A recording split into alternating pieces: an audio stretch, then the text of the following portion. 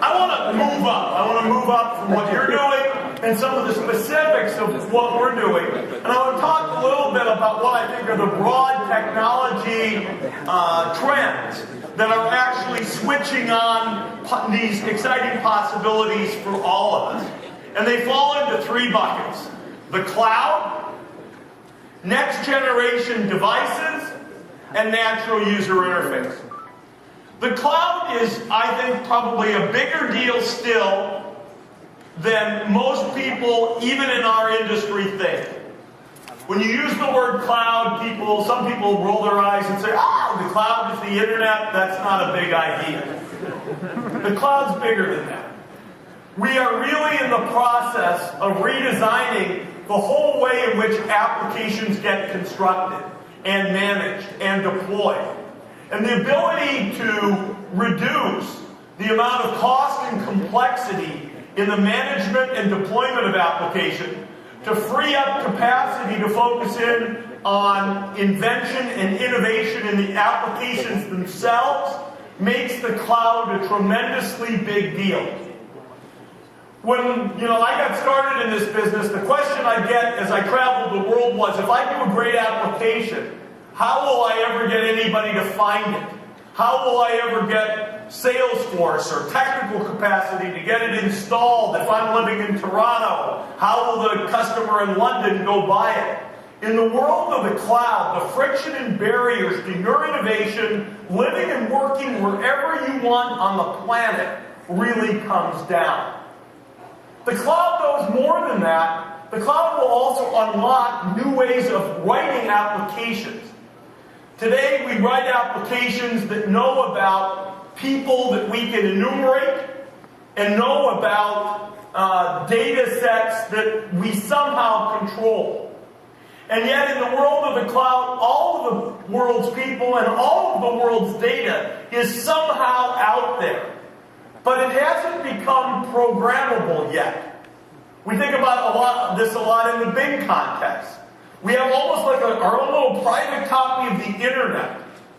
And how do we help people take the data that's out there that we're storing and processing and indexing and put it in a form where you can use that data in your applications? I saw an application today from a team from Germany that focuses in on water quality and availability in Tanzania. Great. A lot of that data will come from people who want to input it to the systems. A lot of that data, the data I think might be relevant, is crawlable and indexable on the internet. But how do we put it in a form where that team could actually program against it? So the cloud frees up new resource for innovation, and the cloud lets us mash up to the world's data and people in new ways. And that gives us all a platform for additional exciting work that we can go do. Next generation devices. The devices we have today, PCs, phones, TVs, slates, those devices will not be static. If anything, with the embrace of sensor technology, with the availability of both higher performance processors and lower power processors, and with Intel, with ARM, with things driving in a number of different directions, we're going to have more new device categories over the next few years than ever before. Will we in 10 years think about owning a PC and a phone and a slate and a TV? Or will we think about the whole architecture for the device world is somewhat different? I carry a computing device and it responds flexibly. Big screen, small screen, middle-sized screen. How much processing will get done on the device versus in the cloud? One thing we've clearly seen is we moved from a world where all computing was centralized to all computing was decentralized to where all computing in the internet tended to be centralized, now to a world where smart devices in a balanced way work with a smart cloud. So both from a software and a hardware architecture point of view, devices will continue to be a source of innovation on which we can all piggyback. Natural user interface. I talked a little bit about this earlier in the context of Bing. But in a sense, we have to do two things with the computers, or with the phones, with the intelligent devices. They have to learn to recognize you, your voice, your touch, your writing. They have to learn to recognize you, but they also have to learn to understand you. That's what natural user interface is all about. Recognize me and understand me. And the amount of innovation that we'll see in that area will also be a springboard for incredible opportunity for everybody in the room. So if you sit here in 2011 and you call your parents or you send them a text message and you say, hey, what did I learn at Imagine Cup? The one thing I want you to remember from my talk and what's going on here today is you made a great choice of an area to get interested in. There's at least another 30, 40, or 50 years of great opportunity in the information technology world. And whether you consider yourself a business person looking at technology or a technology person looking at technology, the opportunities for you are really going to be pretty fantastic. There's a lot coming. In our own case, I think the news, the things that we have to talk to you as a group of technologists over the next few months. Windows 8 will be pretty important. You'll hear more about that at our developer conference, Build, in September. But you're going to see a stream of things from us. And I thought maybe I'd show you just a quick video clip, just on some of the things that you'll see in Xbox this Christmas. Roll the video, please. It's time to come together for entertainment the way you want it, all with your voice. Xbox Home. All your entertainment in one place. Xbox Video. Searchable, simple. When you say it, Xbox Bing, Harry Potter. Xbox finds it. Xbox Play, Harry Potter and the Deathly Hallows Part 1.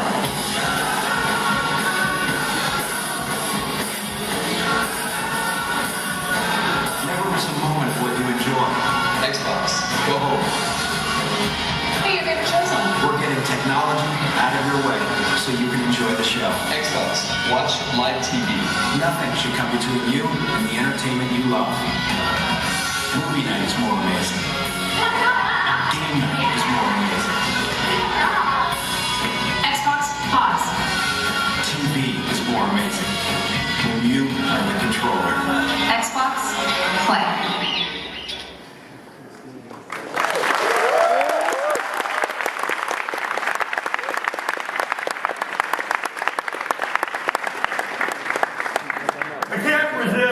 Kind of one last set of comments. Amongst the most fun things I get to do is talk to people who are in school, trying to decide what to do, moving forward. I had a chance recently to give the graduation speech at the University of Southern California, Los Angeles. And so you have to say, hey, what's the core message? And I've been in Microsoft 30 years. 31 years. I joined Microsoft, I was 24 years old. I dropped out of school to join a friend of mine from college who had a 30-person company that my parents had never heard of. I've been through a lot since then. We got a few more than 30 people and a few more than 2.5 million of revenue. And the question is, what do you learn? What's important? What counts? It's going to be a different technology at different points in time. It'll be different business models at different points in time. It'll be different application areas. But a few things I think do matter, and I just give them to you as parting words of thought. First, ideas matter. Sometimes people get all caught up in speed and agility and execution, which is certainly vital. But part of the reason you're here isn't just because you worked really hard and you did some really good programming. It's because you had an idea that somebody thought mattered. You picked something interesting to do. You picked something that somebody thought was important to work on. And in our business, ideas matter. Number two, at least in this industry, you've got to find something that you're passionate about. You're going to put in way too much time and way too much energy to not be completely fired up about what you're doing. When I get excited, I get noisy and volatile. You saw a little bit of that today. Some of you probably get quiet and focused and steely. But you have to find something that you can put yourself into, heart, body, and soul. And hopefully part of what you learned from this Imagine Cup exercise is you found some part of your passion, something that really resonated with you that you could get very enthusiastic about. And number 3, you've got to be tenacious. There's a view in the technology business that all great things are achieved by 3 people in 3 months. Most of you know that the greatness of your projects couldn't be achieved by 3 people in 3 months. Probably took you more like 8 or 9. And probably most of you understand that if you want to take your ideas to the next level, they would require more time, more attention, more tenacity. You got to keep with these things and keep working on them, because whether you're Microsoft or Apple or Facebook or Google or Oracle or VMware or SAP or IBM, it doesn't matter who you are in this business. There's no substitute for really being tenacious and keeping after those ideas that you are really passionate about. I encourage you to enjoy your time here in New York. Enjoy the Imagine Cup. To those of you who win something, I say congratulations for that extra honor in advance. For those of you who do not, I say congratulations. Because certainly everybody who's here is a winner who's done incredible work, and you should be incredibly proud. Enjoy, have fun, and all the best. Thank you.